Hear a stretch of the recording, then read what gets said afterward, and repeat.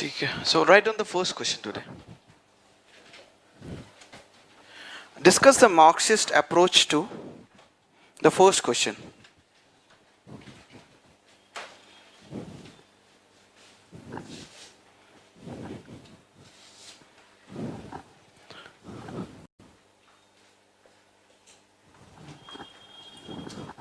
Discuss the Marxist approach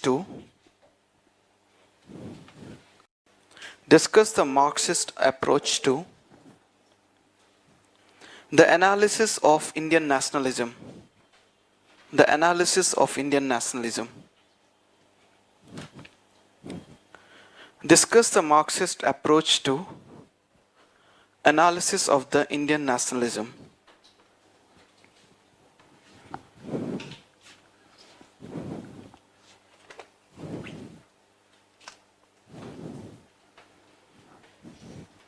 So we have the famous thinker A.R. Desai for this, right? But I'm just going to elaborate a bit so as to distinguish it from other perspective, okay? So nationalism has been discussed in terms of various attributes, okay? Nationalism, it could be based on the cultural attributes or it could be structural. Okay? See, structural, in a structure only the economy structure will come, and that is where the A.R. Desai work will come, okay? But how is it distinguished from the cultural, explanation of nationalism? We are going to first understand. This is the part where our GS will very much come into play, okay? So in terms of cultural, it could be endogenic or exogenic. Means either due to internal forces, we are still in the background only, okay? We are still discussing the background to understand how nationalism has been explained through various theories. The first, as I said, nationalism could be explained through cultural attributes. Cultural means it is a bunch of ideas, right? So idea ko jo basis denge, that would be the cultural attributes part of the school, such kind of a school, or those who would be giving the society structure. That would be structural perspective. Among a structural perspective also, economy structure has been discussed by the Marxists, and that is the A.R. Desai one. Okay. In terms of ideas, ideas could be something that has been derived from India itself, inside India, and something that is due to the result of outside forces. Okay. So in terms of India itself, we had the concept of Rashtra in the Vedas, and that is where, what we call the Arya Samaj movement. They tried to wield India as a nation based on the back to Vedas concept. Okay? So that is the indigenous one. That is the inside forces working to ensure we develop nationalism. Then we have the exogenic, and that is the popular spread of ideas. Spread of Western philosophy of nationalism. Right?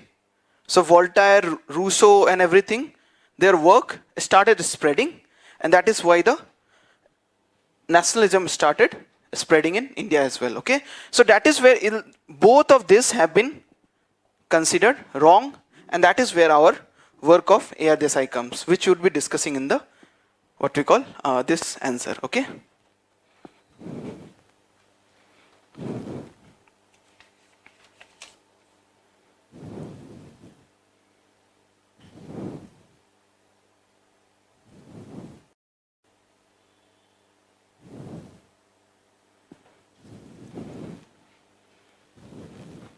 So in this question, you'd be writing introduction as A.R. Desai being a Marxist and applying it to analysis of, just a one-line summary that A.R. Desai work we are going to discuss. In the body is where I would be, what we call, dictating you few things, okay? I hope this is pretty much understood, right? Okay. So you could write in the body that nationalism according to Marxist theory, nationalism according to Marxist theory is a product of conflict of objective interest is a product of conflict of objective interest, product of conflict of objective interest of the British rule,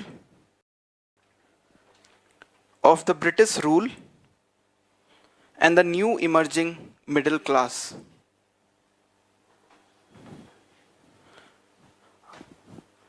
Interest of the British rule and the new emerging middle class. Okay?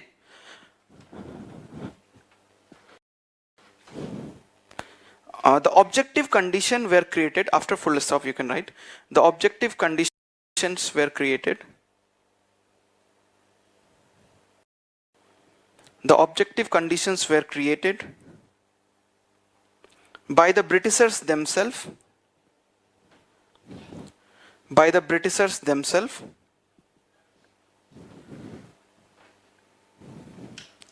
By the Britishers themselves through economic changes. Through economic changes.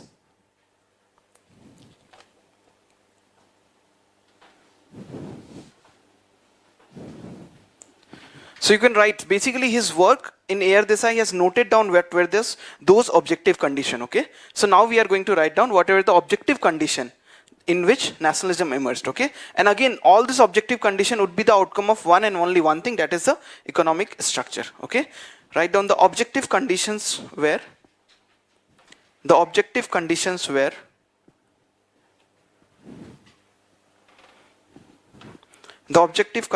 were first one, starting from one. Oh, yesterday that question that you asked, village economy of self-sufficient according to Marx. Even A.R. Desai also. Yes, self-sufficient, okay. So write down the first, and it is breakdown of self-sufficient village economy. First point, that is breakdown of self-sufficient village economy. Self-sufficient village economy.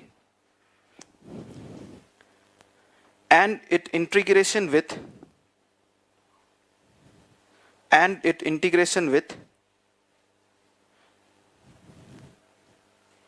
national and international market economy.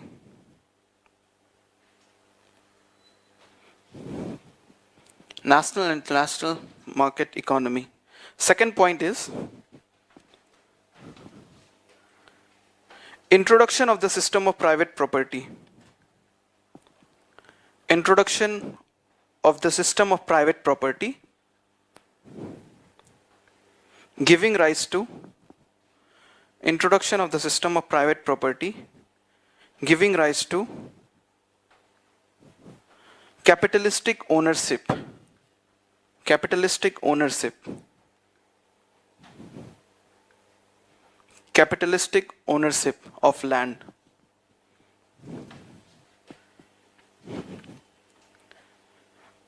Third point is, we are still in the objective condition that led to the development, and all this objective condition still lies in the economic structure at that time, okay? The land settlement policy. Land settlement policy. Third point is land settlement policy, which ultimately led to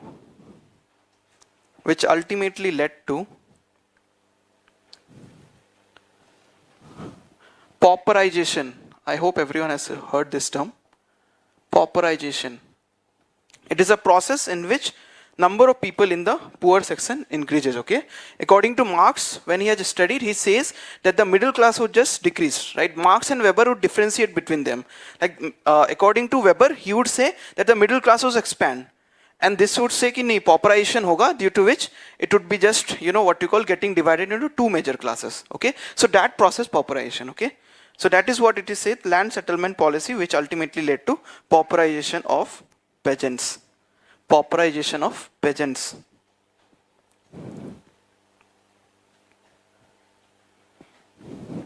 Number 4, the fourth objective condition, introduction of English education. Introduction of English education created a new middle class,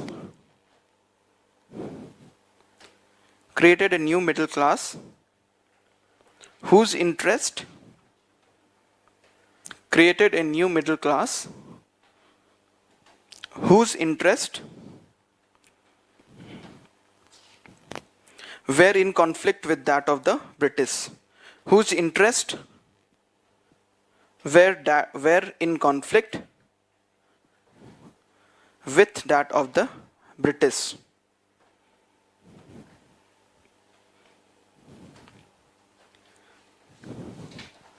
Fifth point,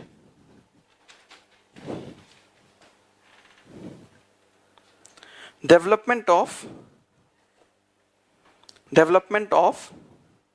transport and communication network,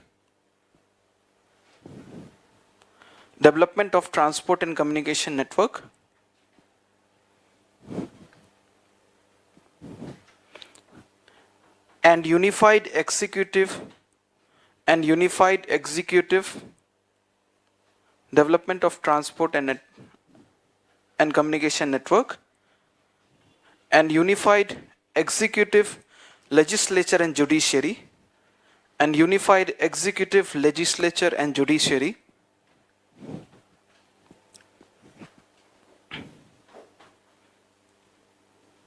helped in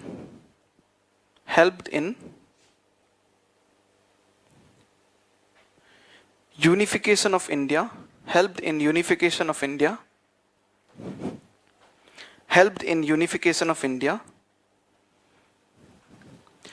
on a common identity.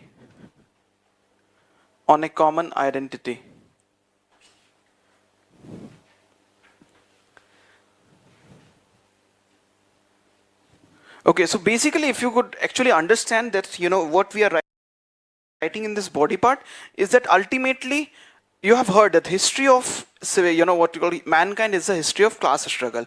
So even the what we call development of nationalism, A.R. Desai is trying to formulate it in the format of class struggle. Okay, he's talking about coming up of a new middle class who has a specific interest, and that interest is in conflict with the what we call the British interest. Again, objective condition are getting created. I hope everyone remains the subjective and objective condition of class for itself or class in itself. I hope that discussion everybody should be able to recall, right? So that condition is again talked about. So all this keyword would ensure that you are writing an answer which actually talks about the Marxist perspective. Okay, so please do not leave those keywords, and that's why I have what we call recited that, so that you are able to write.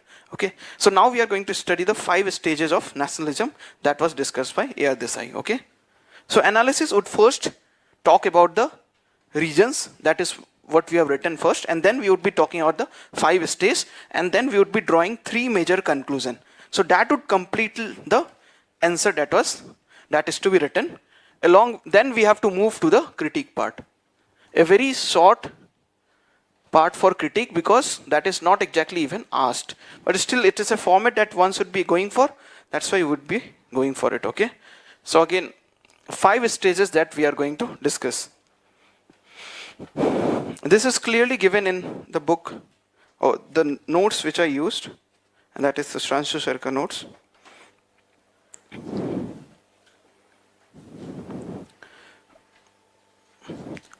The phase 1 would be till 1885, then we have 1885 to 1905, 1905 to 1918, and then we have to 1934, 34 to 39, and then we have the 1947. Okay. Yeah.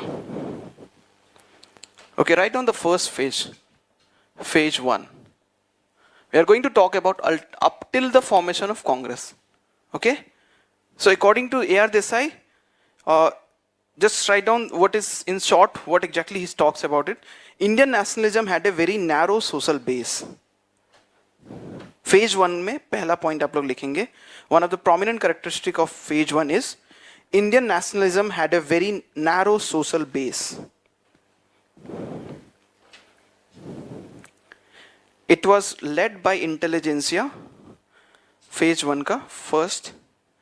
Indian nationalism had a very narrow social base. And then second point is, it was led by intelligentsia. It was led by intelligentsia who were the product of modern system of education. Who were the product of modern system of education. Who were the product of modern system of education. Such as Raja Ram Mohan Roy. Such as Raja Ram Mohan Roy. So the intelligentsia who led the first phase, that could be considered as Raja Ram Mohan Roy. Between phase 2 is between 1885 to 1905. That is the early phase of Congress, the moderate part. Right on the first and the general characteristic of it, phase 2. We are talking about phase 2 and it is extending from 1885 to 1905. Okay. Represented the interests of represented the interests of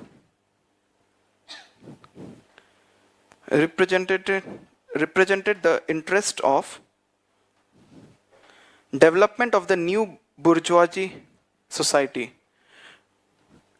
Represented the interest of development of new bourgeoisie society in India.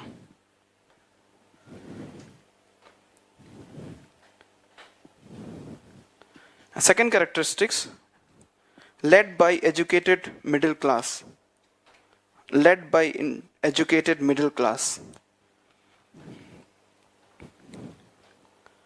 Led by educated middle class. See, if you remember, this is the part where all this, iron and steel mill and everything is going on. The indigenous industry is taking what we call birth, right? 1885, ऐसा ही time में Bombay में, 1857 के बाद ही वो Bombay में cotton mills and jute mills in Kolkata, everything is getting started, right? So according to Marx, again it's an analysis by Marx, so he would say everything is for the interest of the bourgeoisie class, okay? So that is we have to quote, right on for the phase 3.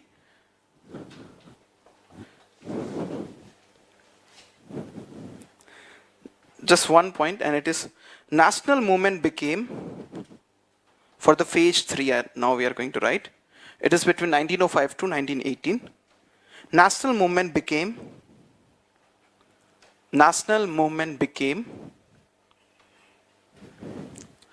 militant and challenging.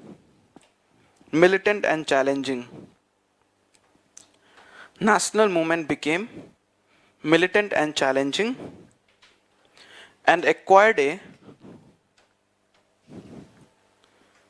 became militant and challenging and acquired a wider social basis.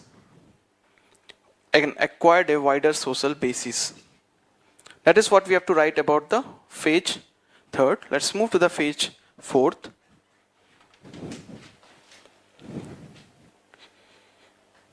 See, phase 4th, everybody knows that is where the entry of Gandhi, right? So everything become quite what we call the militant mass movement is where it is started, right? So you could just write down the social base of the national movement in phase 4. We are talking about phase 4. The social base of the national movement was enormously enlarged.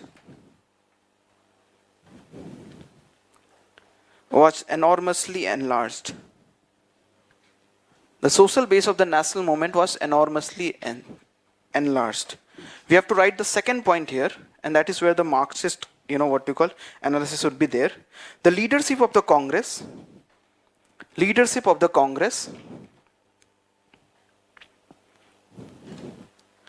remained in the hands of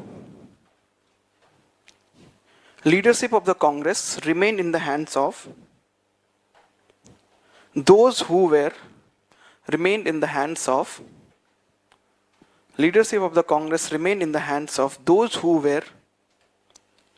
under the strong influence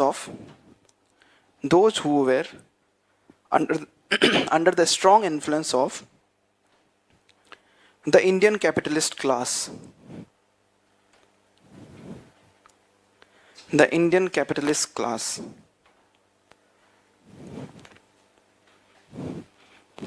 Okay, this completely is phase 5, okay. This is the 5th phase till independence. that is 1934 to 1947. Just write it down in this first point. There was a growing disenchantment with the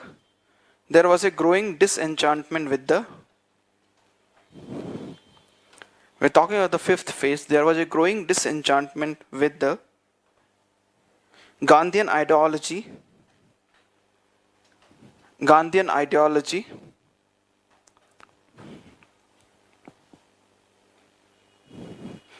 and there was further rise of the socialist,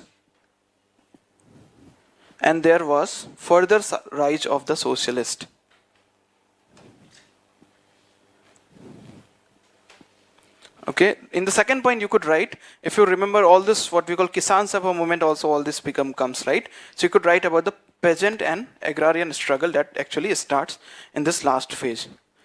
You could just write the peasants, the worker, the depressed class, the peasants, the workers, and the depressed class also started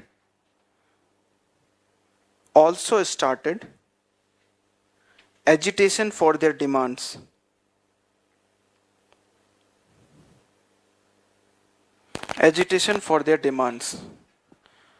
You could write the third point in this.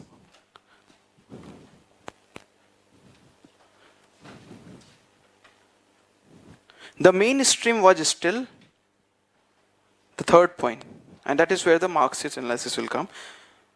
The mainstream was still occupied by the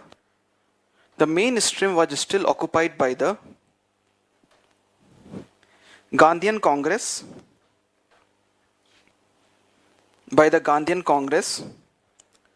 which represented the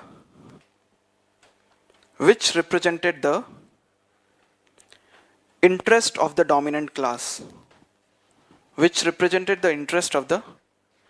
dominant class.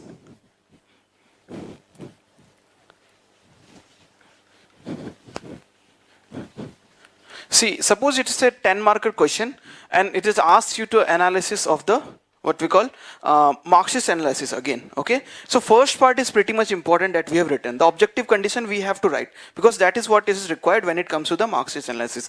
This you could just make a timeline diagram and write down the first point only to summarize what exactly is happening. Then there are three conclusions which are pretty much important that we have to write, and now we are going to discuss about. Write down the first conclusion that A.R. Desai has talked about when it comes to the analysis of the development of nationalism. A.R. Desai interprets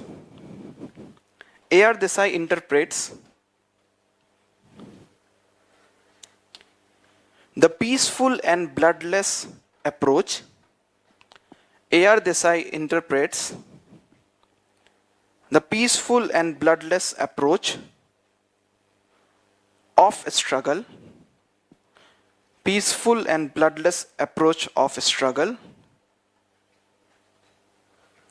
adopted by the national leadership,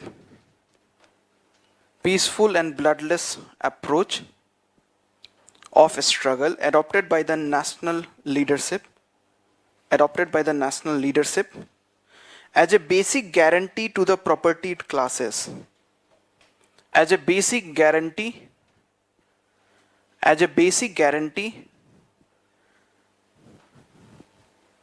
the propertied classes,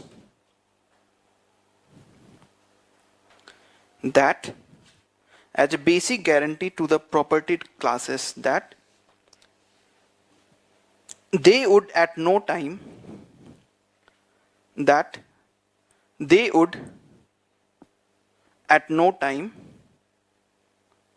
be faced with a situation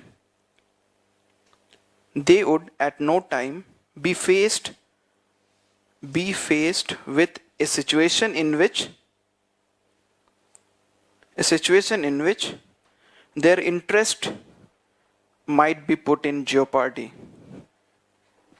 Faced with a situation in which their interest might be put in jeopardy.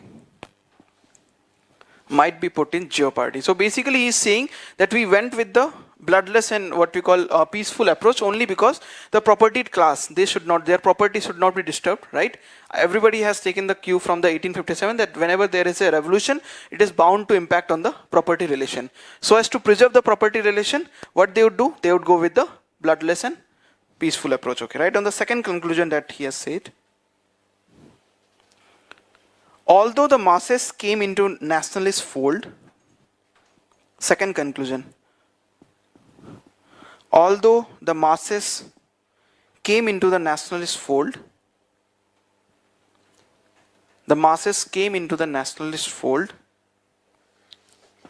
during the Gandhian period,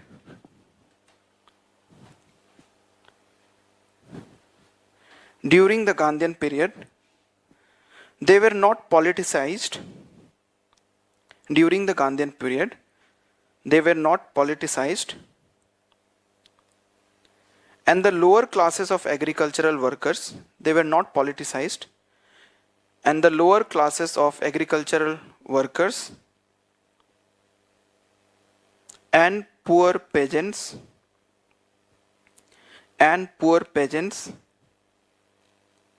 in most part of the country,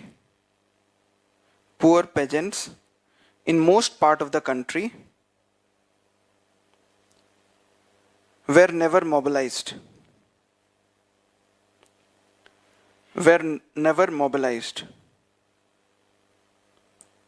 After full stop. Even when they were mobilized,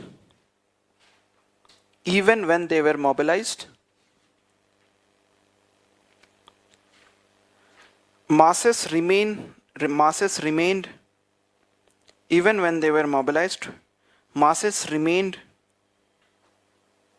outside the decision making process.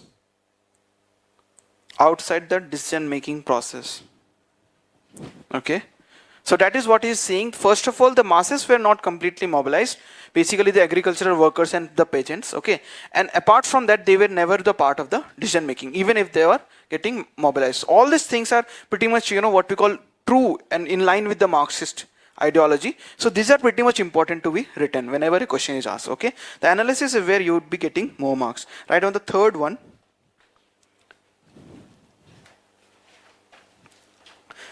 The process of achievement of national freedom, the third conclusion, process of achievement of national freedom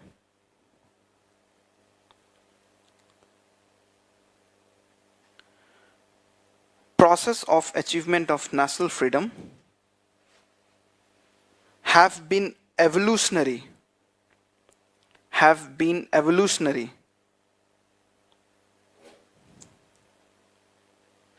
and not revolutionary.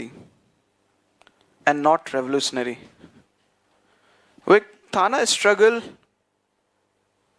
then truce, and then a struggle, I believe. That is what it is talking about. So basically it never went into a struggle. It was always, what we call cycling between these three processes, struggle, truce, struggle, only to ensure that again, the first conclusion that we have already talked. So that would actually just complete the entire answer. We could go ahead and write that critique also, in which we would just talk about how the abhi humne padha tha cultural kaise hua. We just read the what we call nationalism came through cultural or structural, right? So this cultural part will come in the critique part, and then you will conclude it. Okay. So that would be the complete answer. I hope everyone understood what kind of how you'd be writing this question. And if it is a 10 marker, you would just write the diagram and you would just what we call go ahead with the analysis and the objective criteria to be written. Okay, so there are numerous what we call reference to little and great tradition. So I'm just going to first describe what exactly it is. Okay, once we have understood, then I would even encourage you to come up with ideas. Okay, now what I'm doing, we left the westernization Sanskritization concept, which we have to discuss only, and apart from what we call other phenomenon in India such as modernization, anything that is happening, what we call, see, our society is pretty much tradition based, right? So great and little tradition would become a very wonderful theory to apply in most of the places. Okay, so let's try to understand the great and little tradition. Great and little tradition. It's theory, great and little tradition. It was applied in India by Marriott and Singer. Just check this spelling, I am not sure, but it was Marriott and Singer, and they applied in Kishangari. Kishangari. Okay?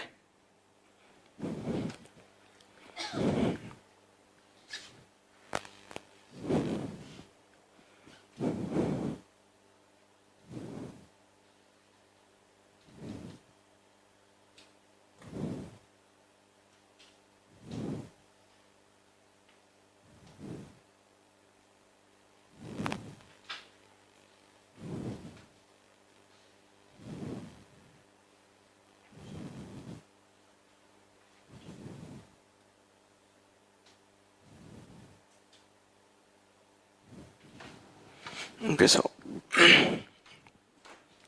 see, first of all, I'm just going to explain it in using diagrams. Okay, so let's say this is great tradition.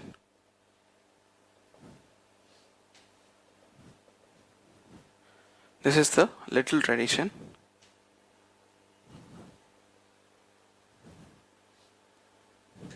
Okay, these are by the elites. This is by the folks, the masses. And then there is interaction. Interaction could be both sides.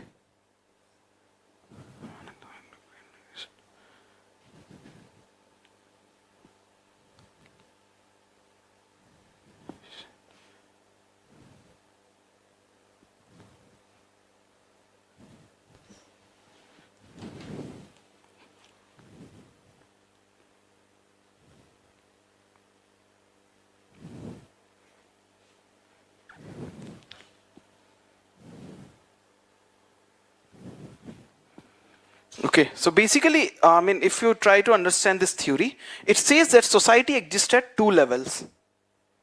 Okay, the societal structure would exist at two levels. The first one is the elite, and second one is the common people or folks. Okay, the tradition of the elite is the great tradition. Okay, and again, the great term does not mean that it is what we call ideal. Okay, it's not like it's a good, it is not what we call qualifier नहीं है, value इसमें term denote नहीं करता है, value term denote नहीं करता है, it is just an ideal type. Okay, it's a great tradition. And then yes, of course, at the folk side it is the little tradition.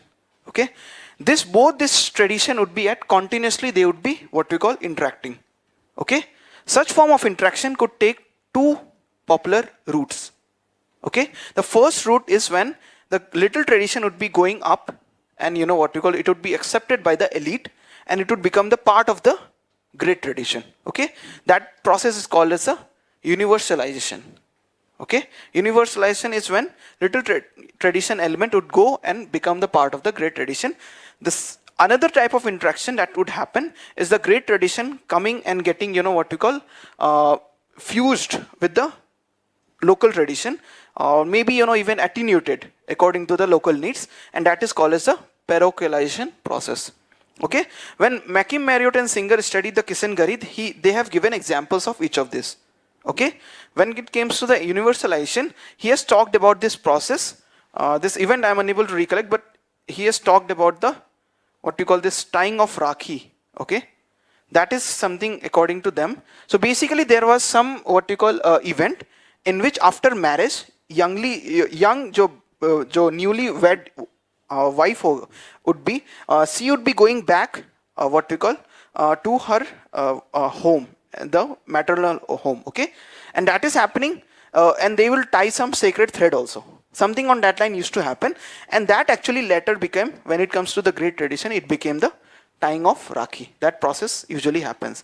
When it comes to the parochialization, they have given the example of Govardhan festival. Okay, so basically Govardhan festival is to celebrate the Krishna, what we call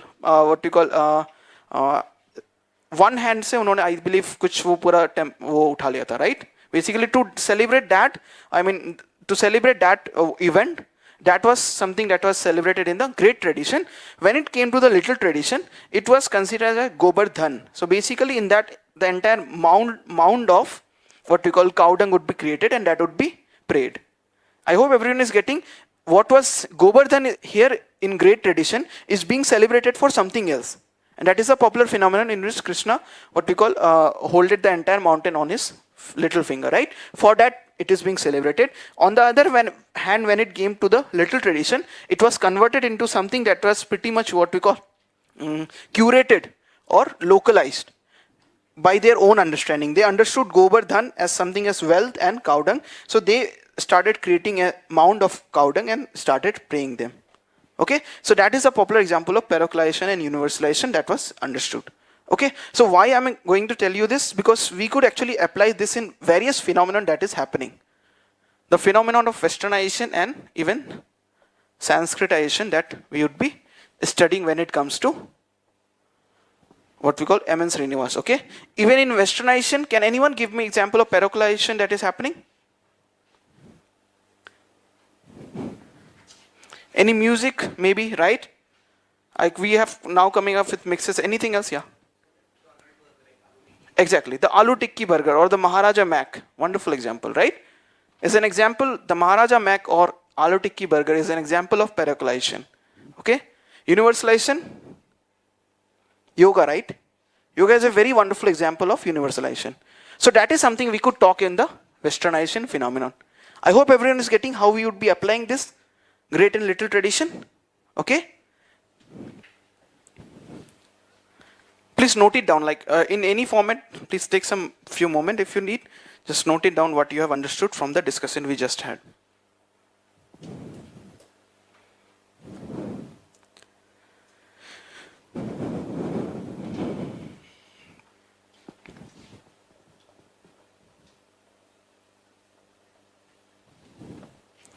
Okay, so another phenomenon in which we could apply, I'm just giving you multiple instances where this could be applied, okay? Urban or something is part of our syllabus as well, okay? So see, if you understand this, let's say this is the urban center and this is the rural center. If this is a great tradition and little tradition, interaction would be happening in the similar format, right? If someone due to what we call impact of the rural areas is adopting joint family in urban areas, then that is universalization happening. Right urban area से अगर nuclear family का concept नीचे जा रहा है तो वो पैरोक्लाइजेशन हो रहा है. I hope everyone is getting. See, if you are able to, what we call understand this, we could be able to, what we call analyze multiple, what we call things happening through this theory. Okay, so Sanskritization, Westernization, and urbanization are just few phenomenon through which, in which we could apply this. Please come up with multiple, what we call instances. That would be very welcome. Now we are going to talk about, just write down the question, write short note on Sanskritization. The question is, next question is, write short note on Sanskritization. Write short note on Sanskritization.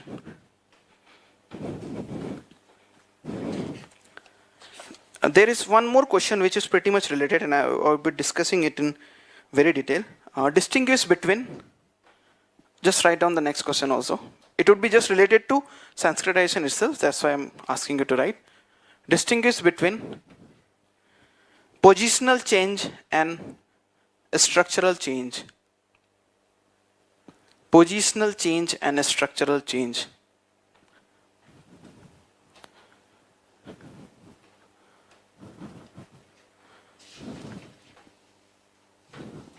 Okay, this Sanskritization discussion is going to be pretty big. Why? Because different kind of question is anticipated from this. First, yes, of course, the process of Sanskritization. And then, yes, of course, it is popularly said na, ki, Sanskritization does not change the structure, right? For that only I would be discussing. That is the second question kind of, okay? So that also we would be addressing in this entire discussion, okay?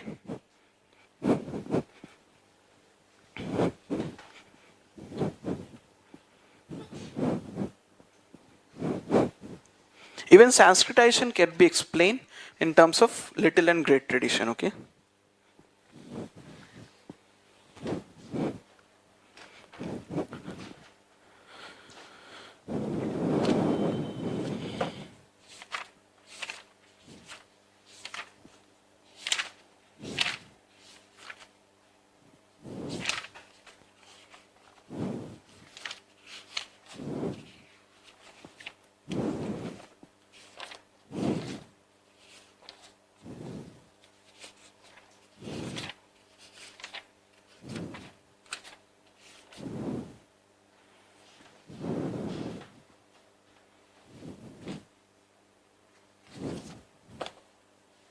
Okay, write down the definition of Sanskritization to start with, then we would be having the entire discussion.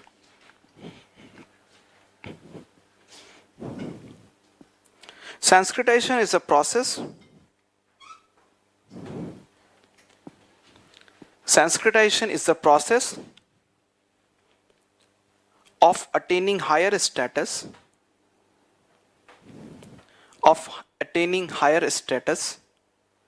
Sanskritization is the process of attaining higher status by emulating the behavioral pattern of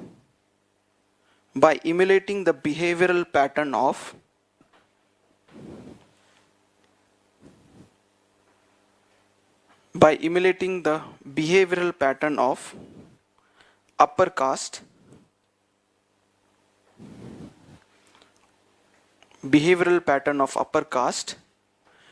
and discarding their own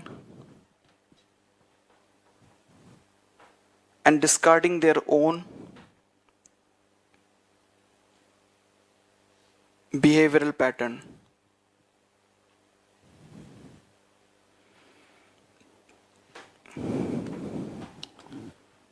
Okay, so now we are going to just discuss, let's say that is a definition. Now we are going to discuss that even Srinivas has what we call talked about two types of what we call Sanskritization being happening, two what we call process through which Sanskritization is happening, and that is the ancient and modern times. Should I be dictating the notes also, because I believe this is a pretty big topic. I just want to explain so that you guys just make notes on your own, okay? Please be fast in terms of grasping things that I am speaking about, okay? In ancient times, according to Srinivas, you know what we call a person status is getting, you know what, it is recognized. Okay, a group of community would be recognized, okay? See, what is happening, I'm just going to talk in terms of difference between them. Okay, so in ancient times, a group of people would be considered of higher caste through various acts. They perform some act, and then the upper caste, who are already placed very well, who are already placed very much at dominant state, they would just accept them. They would recognize those such caste who are performing such acts of chivalry or are gaining in terms of political power, political influence, or they are gaining in terms of economy. If people from what we call lower strata, they are gaining in terms of economy, political, or they are performing acts of chivalry, okay, so or bravery or whatever you call. So basically what it would result in, the upper caste or those who are already placed in upper strata, they would be recognizing them, they would be collectively recognizing them. Okay, that okay, so now your status has developed. Here something else is happening.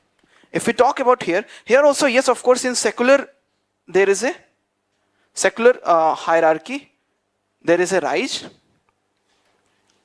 and therefore they would try to go for rise in ritual hierarchy as well. Go for rise in ritual hierarchy. Okay, but that is not, what we call, in this, they are collectively what we call recognized.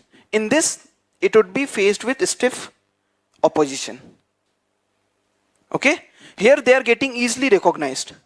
Here it is like kind of what we call a sponsored mobility. That is what I'm trying to, ensure. This is kind of a sponsored one. A sponsored mobility, people are just recognizing you that okay, everything is fine. You are now of upper status. But that is not the case here. Here, there would be stiff challenge. Okay, stiff challenge or stiff opposition against the process of Sanskritization. Okay, factors remains the same. If you guys see, the factors remains the same, right? There is change in the what you call secular hierarchy through any means, secular hierarchy, and that's why it is just leading to the what we call a change in the ritual hierarchy. Okay, process remains same, but in this there is a stiff opposition. In this, that is not the case. It's quite the example of a sponsored mobility. It's a stratification in that there is a term sponsored mobility. Okay, so in ancient time we could come up with such an instance of a sponsored mobility. Okay.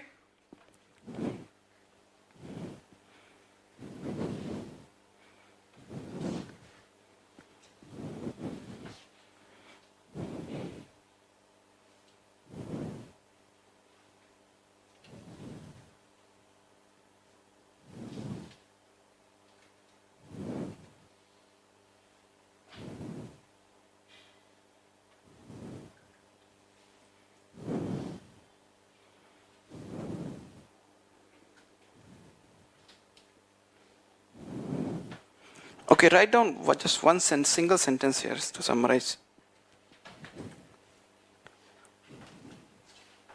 Previously, it was a historical process. Previously, it was a historical process.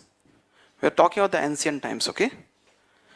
Previously, it was a historical process by collective recognition of, it was a historical process by collective recognition of lower caste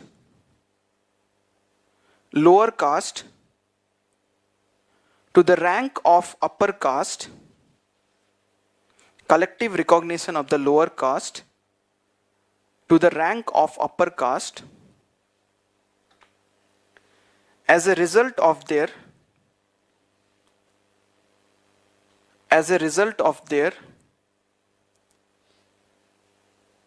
act of chivalry,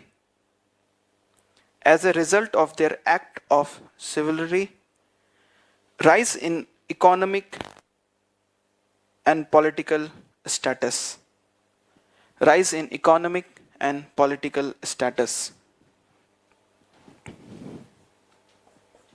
Here, in the modern times, you are going to write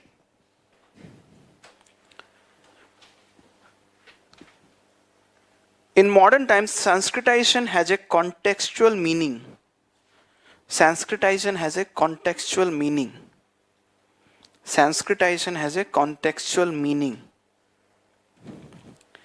and generally amounts to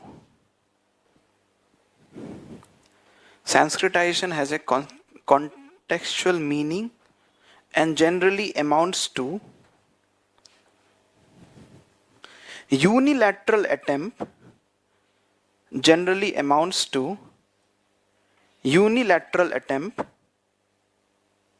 of a caste or subcaste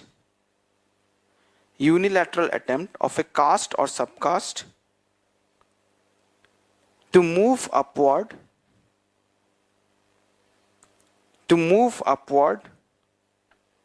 in hierarchy.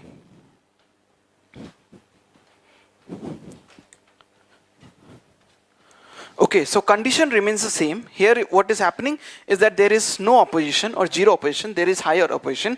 Another thing that actually happens is could be considered as a difference here, and that is what you call in terms of when it comes to the ancient times, okay. Since it is collectively recognized, so influence is on larger, it's like pan-India influence, okay. Jab Sakas, you know what you call Sakas and Hans, when they were absorbed in the upper caste, such as Rajputs, right? So it has pan-India influence. For example, when the Yadav or Bhumiyar did so, it has only local influence. Okay, so write down the second difference, and that is what in ancient time what was happening has a pan-India influence. Okay, this process in ancient time, Sanskritization in ancient time was having a pan-India influence. He would give an example of Sakas and Hans. Had a pan-India influence.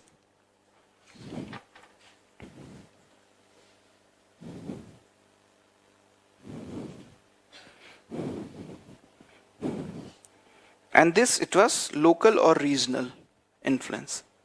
Local or regional influence.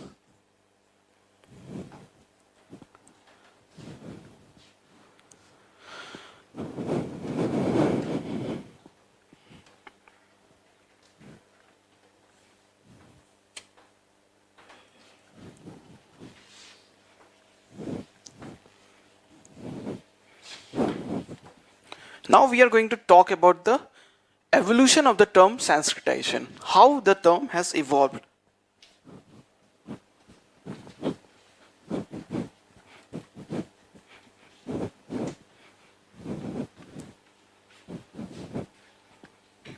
And all this thing could be beautifully written in the notes for Sanskritization. So I believe it is.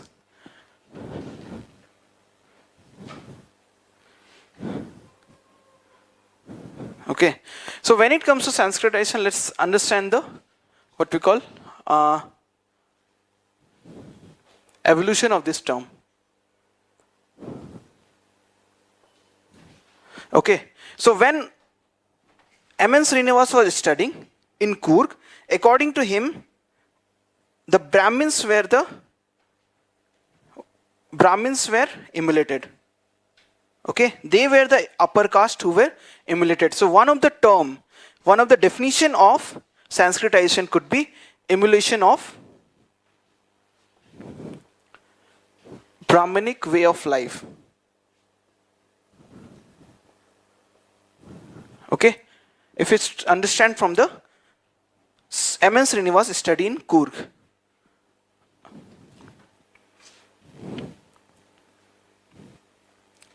Then there is one caste in UP, I believe it's Nuniyas, something on that line, okay. So they are what we call emulating the Kshatriyas. The Kshatriyas. Okay. So Brahmanic, initially it was only considered Sanskritization as a process when you are emulating the Brahmanic way of life. Now it is diversifying to two parts. Like, you could be emulating the Kshatriyas as well. Okay.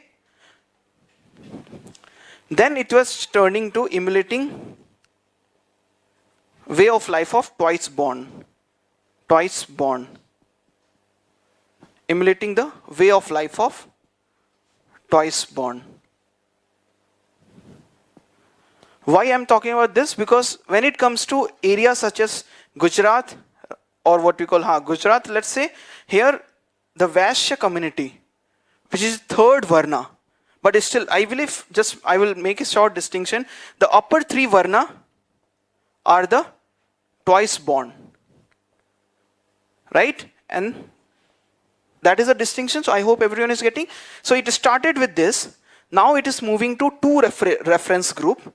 Kshatriyas are also, what we call included in what we call Sanskritization framework.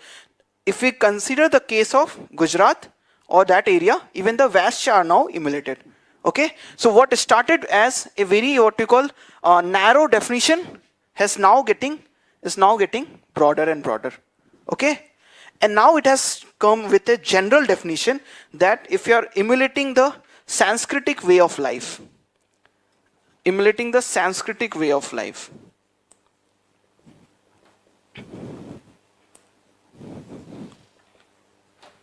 the most broadest would be the Sanskritic way of life as it was given in our scriptures. When it is coming to the Sanskritic way of life, it is not at all related to any of the Varna. Okay? Whatever has been said for a caste to perform in the what we call their respective scriptures, if they are following that Sanskritic way, it is the Sanskritization. Okay? So that is how the term has evolved with time in its usage. Okay, so that is something you can note when it comes to Sanskritization, evolution of the term Sanskritization in terms of meaning.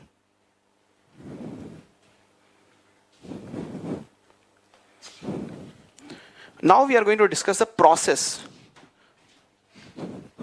This is going to be a bit long discussion, but still I believe it's something that is required to be understood. That's why I am giving too much of emphasis. The process. Has everyone completed this? Okay.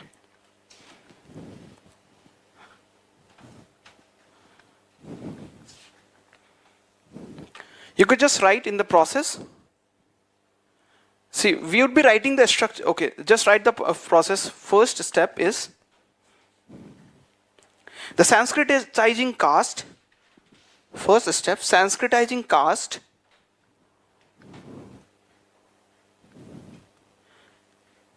engages services of Brahmin. Sanskritizing caste engages services of Brahmin to prepare a fictitious genealogy. Prepare a fictitious genealogy. Prepare a fictitious, a fake one. Fictitious, not real, right? Fictitious genealogy,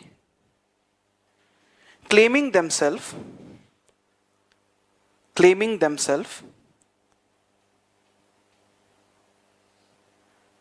as descendants of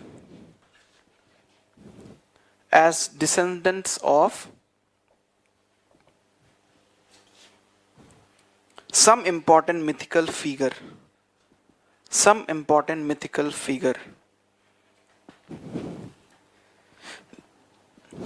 Okay, so they would be just creating some fictitious genealogy in which they would be saying that they are descendant of some mythical figure. Second step,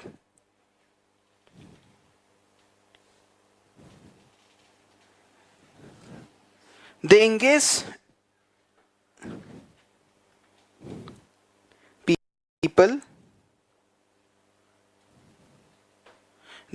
people to spread the story of their descendants. They engage people to spread the story of their descendant, to spread the story of their descendants in the village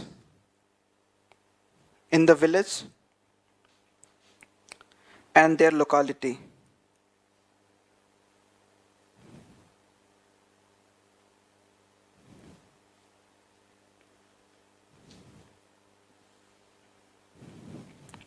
Third step, in their village and locality. Third step, the caste which are economically and politically.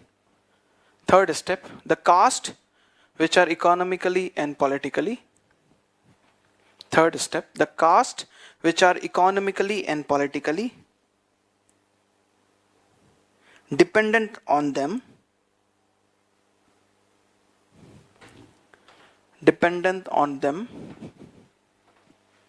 Solidify their claim, help in solidifying their claim. The caste which are economically and politically dependent on them help in solidifying their claim.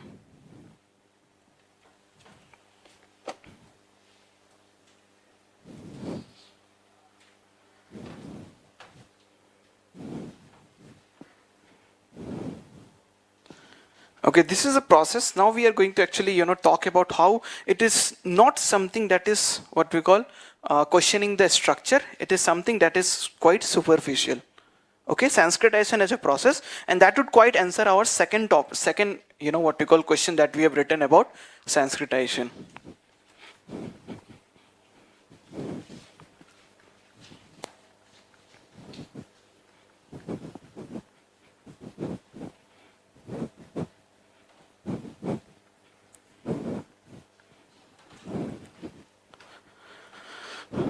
Write down the structural prerequisite of Sanskritization.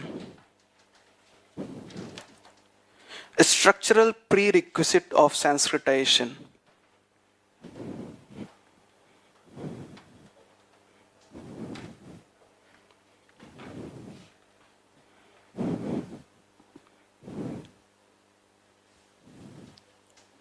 A structural prerequisite of Sanskritization. Write down the first point, and that is a change in self-image of caste. A structural prerequisite. I hope everyone recollect that structural prerequisite, right? For something to happen, what is required? Okay, the structural prerequisite, the first one is a change in the self-image of caste. First one is a change in the self-image of caste.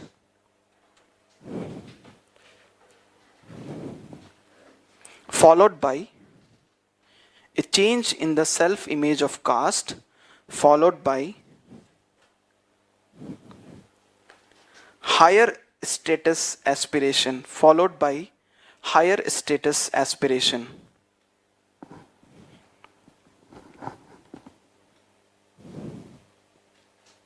Second point, the second prerequisite we are going to write, some improvement in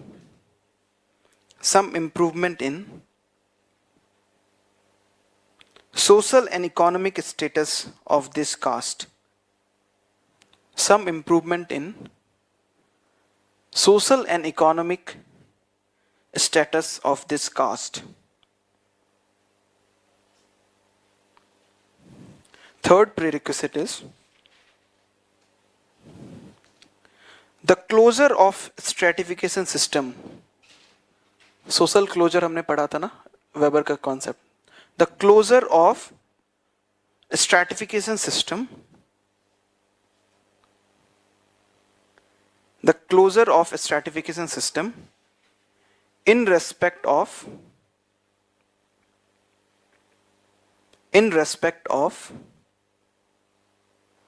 other avenues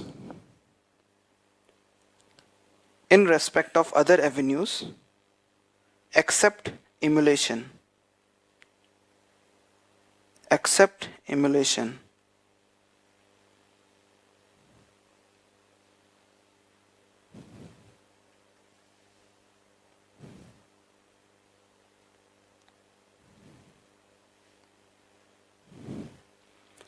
The fourth one is the absence of social and psychological pressure. The absence of social and psychological pressure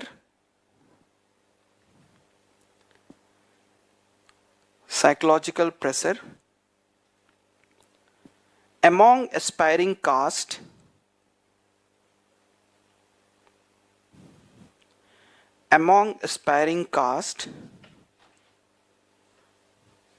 to identify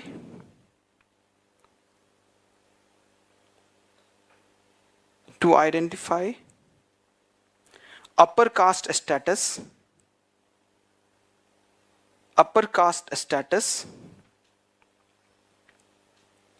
as negative reference group.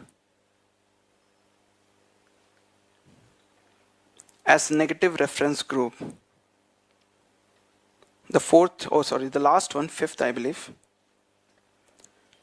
Fifth prerequisite is the absence of organized opposition.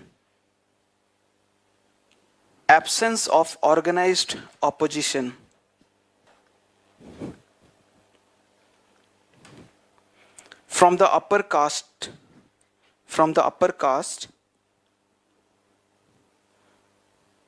Absence of organized opposition from the upper caste to such behavior.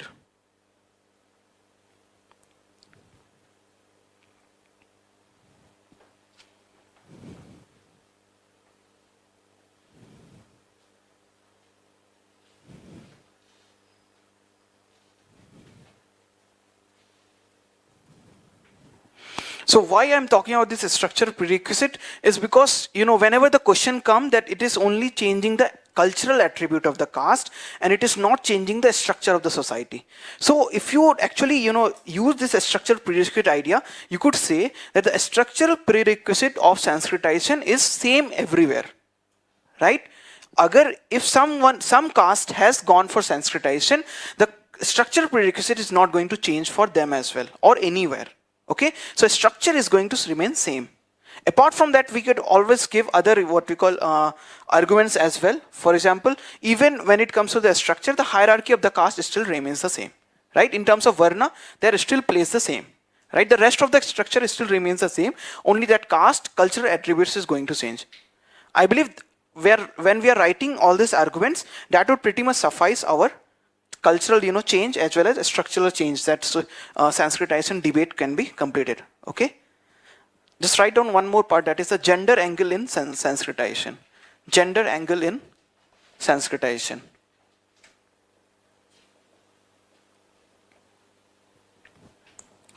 In gender angle, you can just write Sanskritizing caste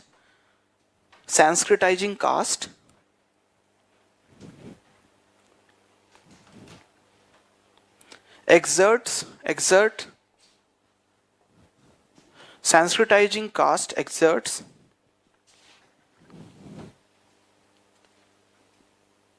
stricter norms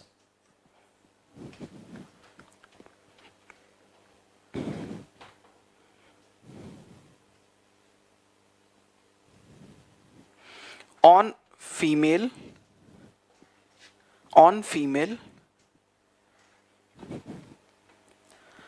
such as greater restriction on females, such as greater restriction on marriage,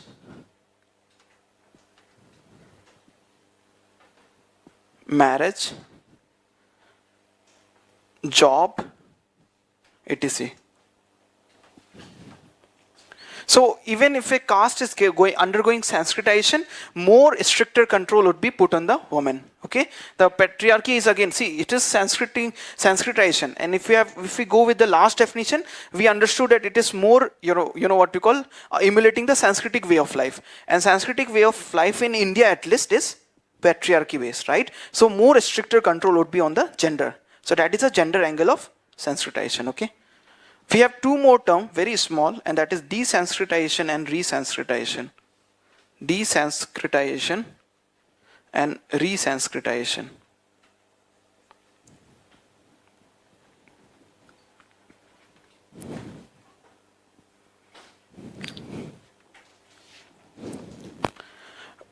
Desanskritization is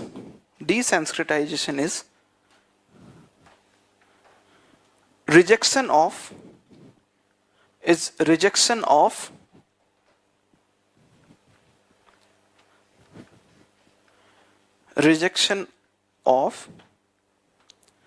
values prescribed by the twice born. Values prescribed by the twice born.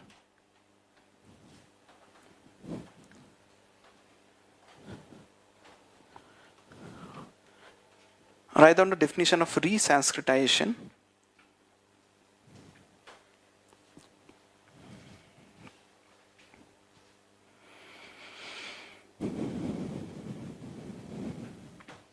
It is a process in which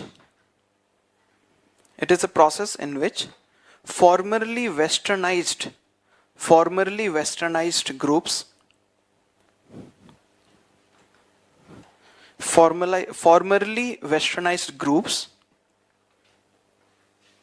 re-adopt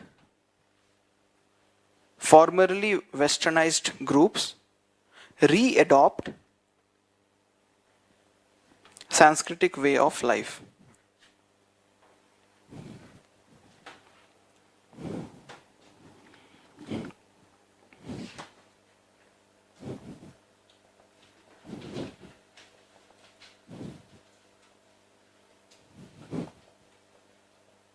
So Sanskritization as a process is existing outside Hinduism as well.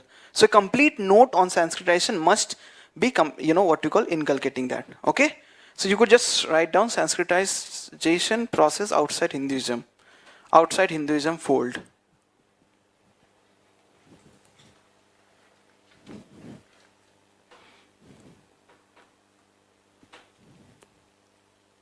Many communities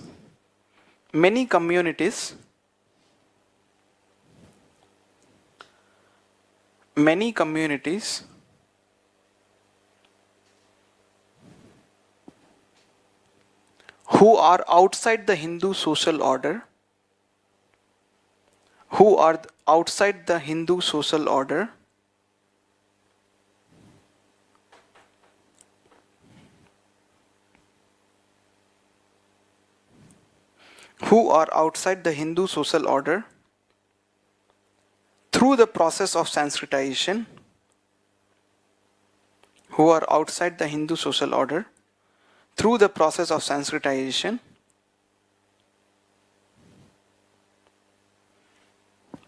through the process of Sanskritization, get incorporated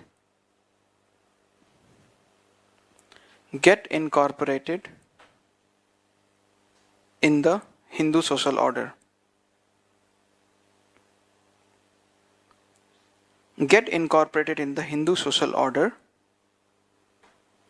And attain status of a caste.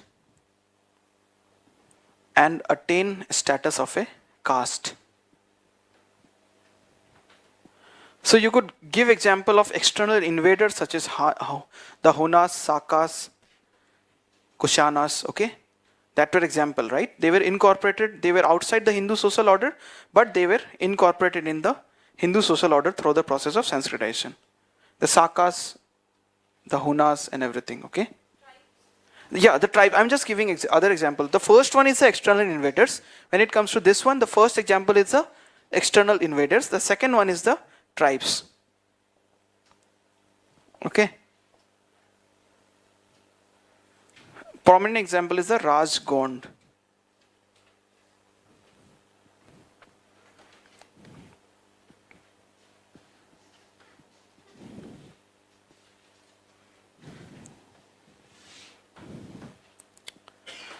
And then, since existence of caste is there even in Muslim community, Christian community in India, we actually find a similar process of Sanskritization occurring there also. Okay? So Sanskritization outside Hinduism social order, first would be the external invaders, second would be the tribes, and the third would be the communities such as Muslims and Christian as well. Okay? When it comes to Muslim, I will just give you an example. The they are the Ashrafs, the Ashrafs are the highest among them. I believe that is some order is existing. Okay, the Ashrafs are the highest, so other castes would be emulating them. Okay, so that is Sanskritization existing outside the Hindu social order. Okay.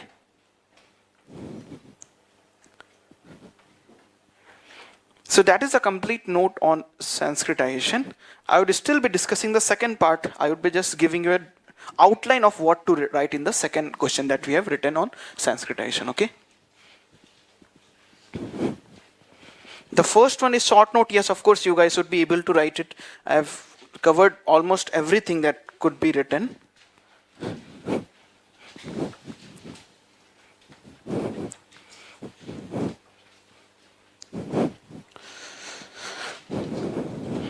Okay. So one could just say that it is a cultural change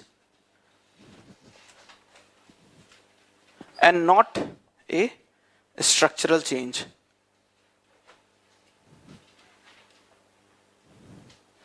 Okay, so when such a question comes, in the introduction you would write what does culture and what does structure means. Okay, culture would be set of ideas, rituals and so on. A structure would be the social, economic, again the stratification model or political framework.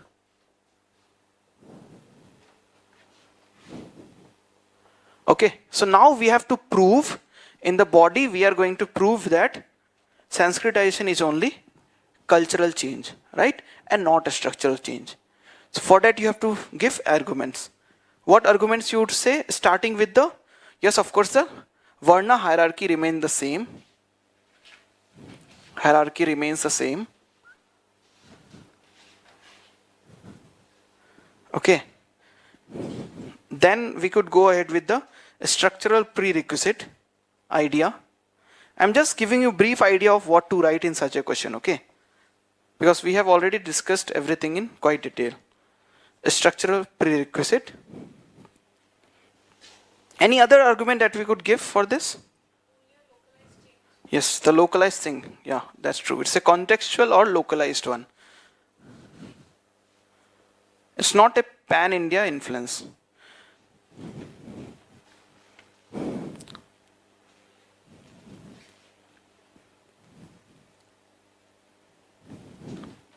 But we have to, before conclusion, we have to write the critique as well. So in critique, we will write about the, yesterday we did a discussion on Harul A. Gold, right? The Harul A. Gold study. Basically, he says that it is challenging the structure, right? It's a challenge to the structure. That is what he said. So in the critique, you will write that also. Okay? And then you can end with conclusion. So you have 15 minutes to write this answer. The question, yes, of course, I am just repeating that Sanskritization is a cultural change and not a structural change. Elucidate. Question is, and you have to write in the upcoming 15 minutes. It's a 10 markers, so please be precise only. Sanskritization is a cultural change and not a structural change.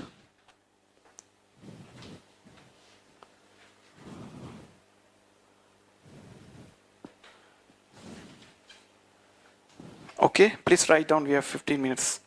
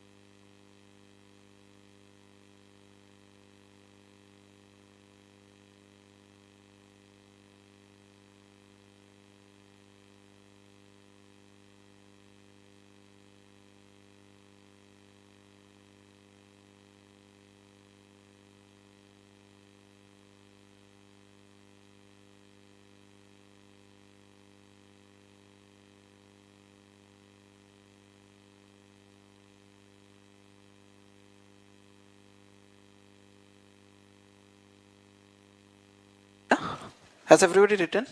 Anything that you actually wanted to add to this? Has anyone come with anything else in terms of argument? See, in terms of conclusion, you can just conclude what it is written, that yes, of course, in terms of, it is actually a cultural change, that is a true fact. So you can just take a side that yes, of course, it's a cultural change. In terms of a structure, much of a change is not yet seen. Maybe the Harul a goal thing might, happen in the future, but that has not yet happened. Okay, so something on that line we could just conclude. Anything, any other arguments you guys have come up with? Yes. Exactly. So it's even reinforcing the, what we call the structure. That is also a true fact. Reinforcing the structure, basically it is, what we call, it is actually, what we call justifying the way of life, right? Justifying that that is the correct way of life. That is the ideals to actually emulate. So in a way, it is reinforcing the structure itself. So that is a fourth argument that you could add when it comes to such a question.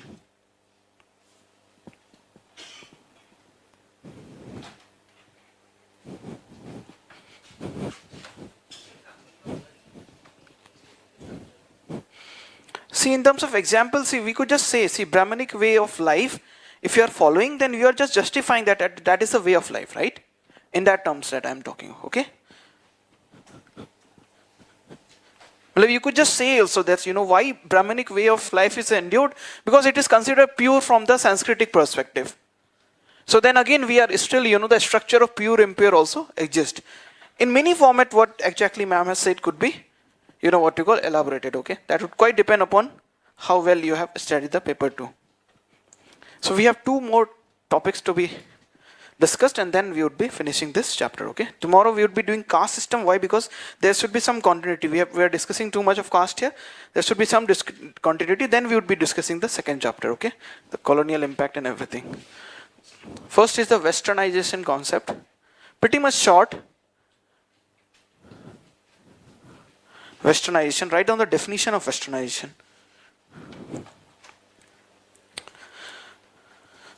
Srinivas defined westernization. Srinivas defined, it's a definition by Srinivas, you could just write in brackets Srinivas and go ahead. Characterizes changes brought about. Westernization characterizes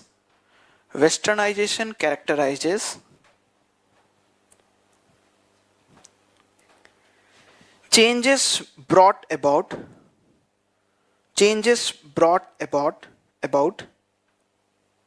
in society and culture.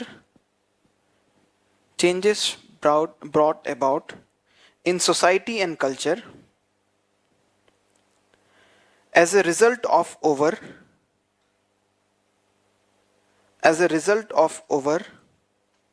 150 years of British rule. As a result of over 150 years of British rule. After full stop you can write, the term subsumes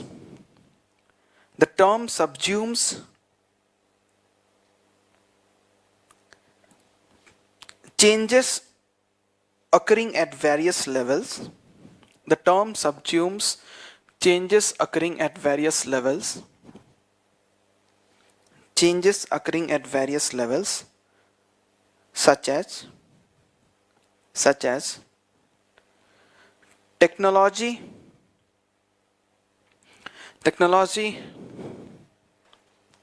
institution,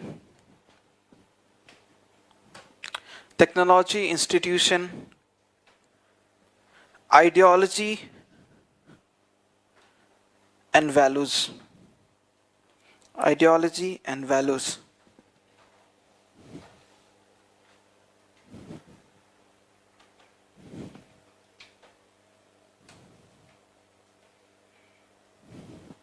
Okay, just a second. I will just say what westernization. See, suppose we have talked about technology, institution, ideas, and values, right? I'm just going to talk about the institution first, which is pretty much related to the GS. That's why it's easy to understand. Okay, we can have such similar what we call discussion in all of the above technology, ideas, institution and values. When it comes to institution, the colonial rule, they either introduced new institution or they changed the existing institution.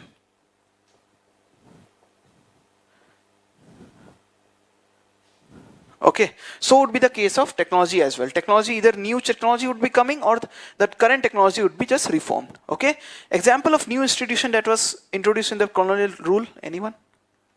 Pretty much GS thing. Yes. See, modern education, is it an institution? Yeah, the law courts, I believe we could go with comfortably, right? It's pretty much popular. Cornwallis ने लाया था ना यार, session courts and everything. I think GS में सबने पढ़ा होगा. Yeah, again, bureaucracy also could be written. Okay. I felt that, you know, this in changing existing institution, opening education to everyone was something that was.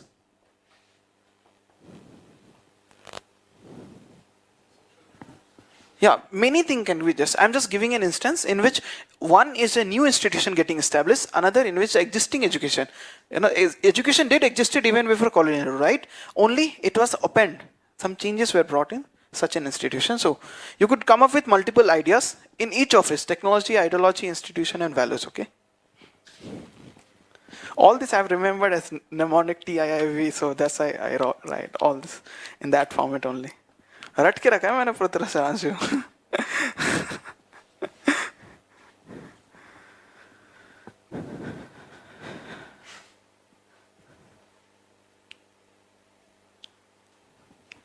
Again, when you are asked a short note on westernization, you have, I believe, you know, you should be going ahead with this, what we discuss in the great and little tradition. Again, I'm just giving you an idea that, okay, suppose it's a short notes on what we call this westernization phenomenon. So you would start with the definition of the westernization.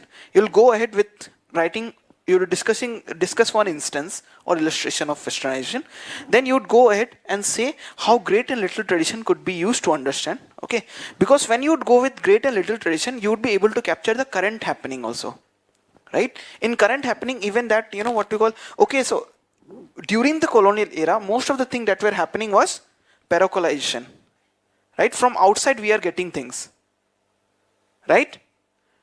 But today the universalization is also happening. Right? The entire discussion would become pretty much broad. I hope everyone is getting how to write a notes on westernization, right?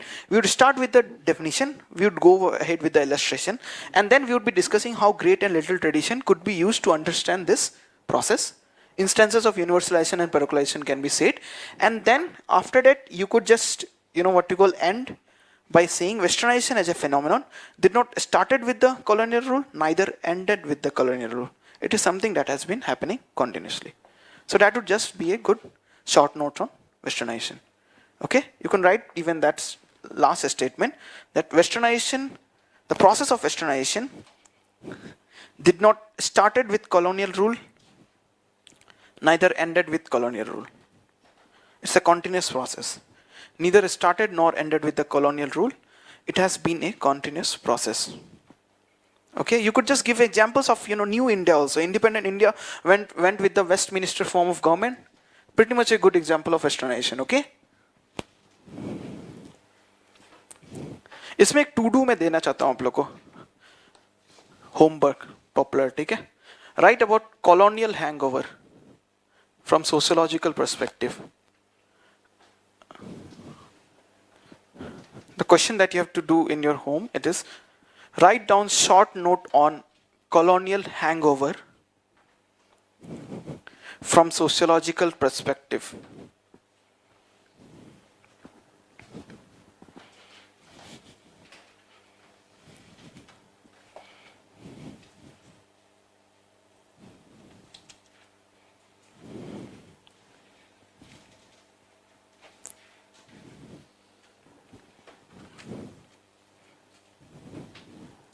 Okay, the next topic that we have to discuss is the dominant caste.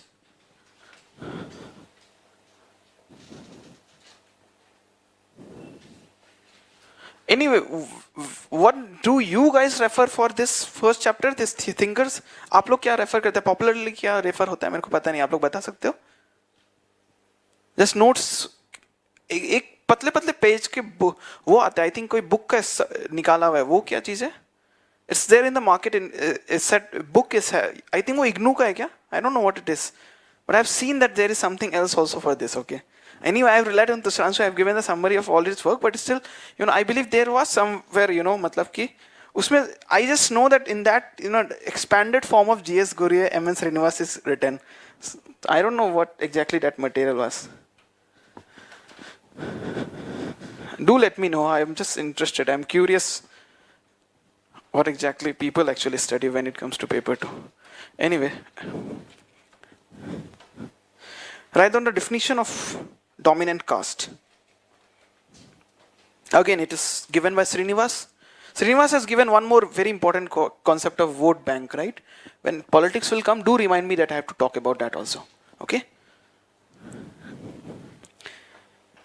Caste is said to be dominant.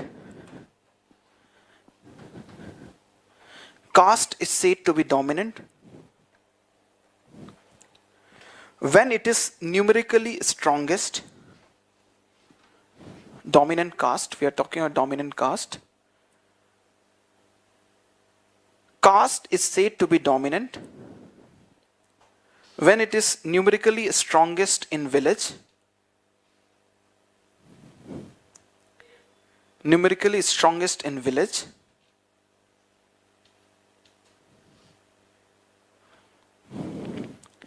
And numerically strongest in village and economically and politically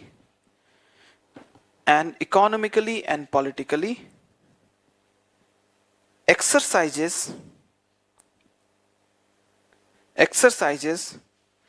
a preponderating influence.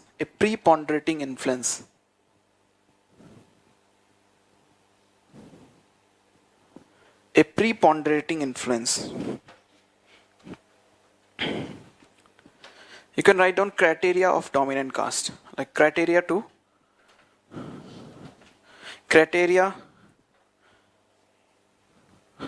of dominant caste. The first criteria for dominant caste is control of economic resources. Control of economic resources. The second criteria is, after control of economic resources, numerical strength. Numerical strength.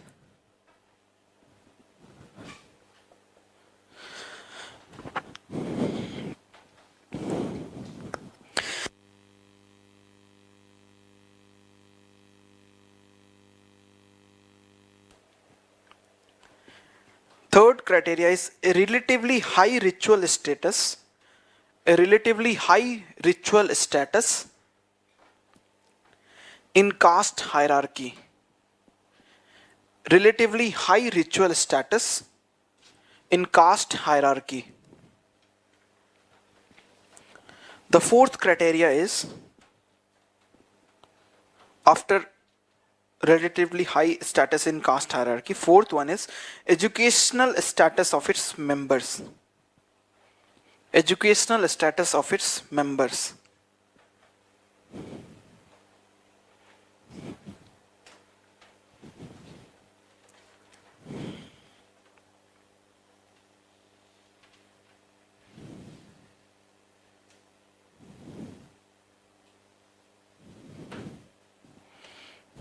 Okay, so now I'm going to discuss in short what is the difference between being numerically strong and then, see, we have talked that, okay, so guy has to be, caste would be dominant in terms of number and then the politico-economic power.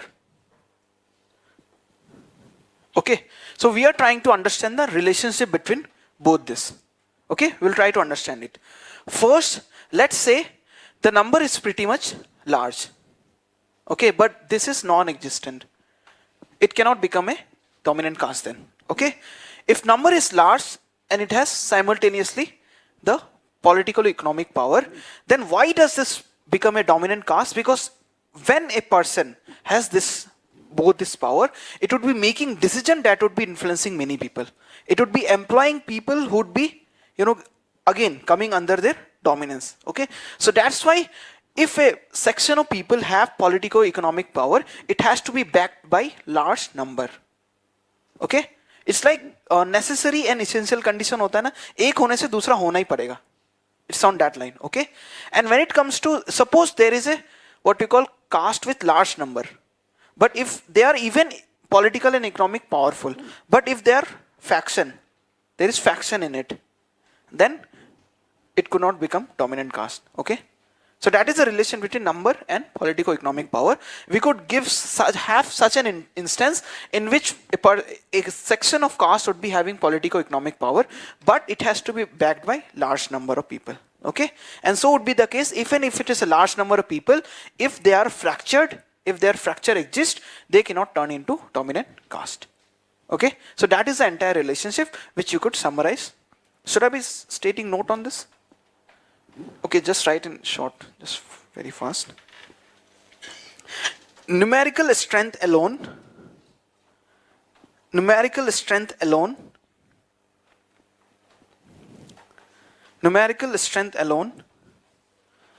not place a group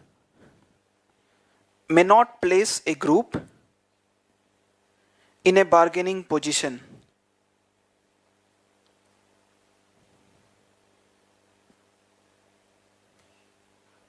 Once economic rights are in possession,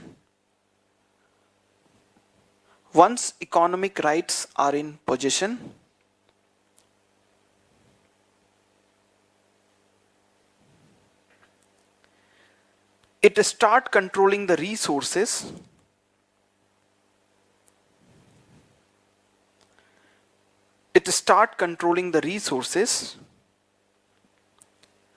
and making decisions for others,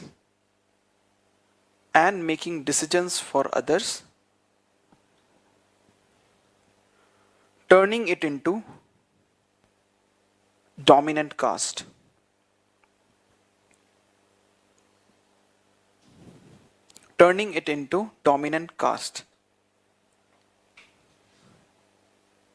After full stop, you can write, numbers alone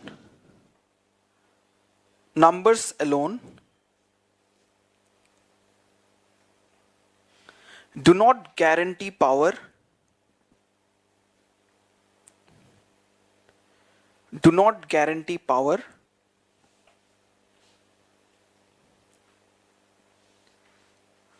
after full stop you can write, it is only when a caste group becomes politically united, becomes politically united, it becomes a political force. Is politically united, it becomes a political force.